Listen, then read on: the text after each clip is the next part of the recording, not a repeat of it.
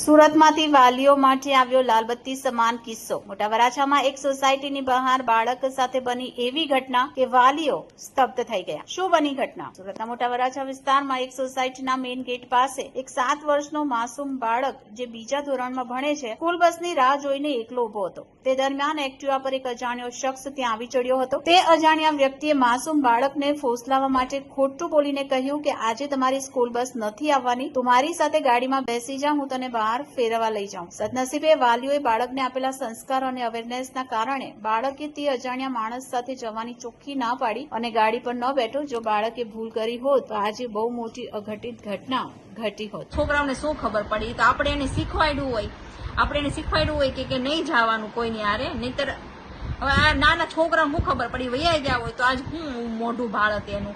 એટલે મહેરબાની કરીને તમે કોઈ પણ તમારા છોકરાઓને છે ને મૂકવા જાજો। તમે ગમે એટલા બિઝી હોય ને તો થોડોક ટાઈમ કાઢીને એને સ્કૂલે જતા હોય તો ભલે, ગેટે બસની વાટે ઉભા રહેતા હોય તો ભલે, ટ્યુશનમાં જતા હોય તો ભલે, પ્લીઝ તમે એને લેવા મૂકવા તમે ખુદ જાજો। અત્યારે આ સમય બહુ ખરાબ છે કે હાલતા માણસ શું કરી નાખે। અત્યારે આપણે બધા કિસ્સા જોવી છીએ, સાંભળવી છીએ।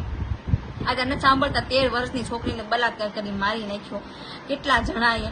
પણ હવે આ સમયમાં છે ને માણસને જરીકે દયા જેવું નથી એમ કે આ કોકના છોકરા છે કે કોઈની બેન દીકરી છે કે આને હેરાન કરાય ન કરાય, આને આવું કરાય ન કરાય, એ કઈ કોઈને નથી પડી। બસ એને કા પૈસા જોઈને કા ગમે એ વસ્તુ જોતી જ હોય એમ। એટલે માણસ હાવ હલકો થઈ ગયો છે અત્યારે। એટલે મહેરબાની કરીને જો તમે પણ તમારા છોકરાને છે ને સ્કૂલે મૂકવા જતા હોય તો એની જોડે તમે જાજો। આજે મારા છોકરા જોડે થયું ને એવું તમારા છોકરા જોડે ન થાય એ કહેવા માટે મેં આ વિડીયો બનાવ્યો છે। આ કોઈ ફ્રોડ નથી, કોઈ ફેક નથી। જ્યાં જ્યાં સત્ય બન્યું છે એની હું તમને વાત કરું છું।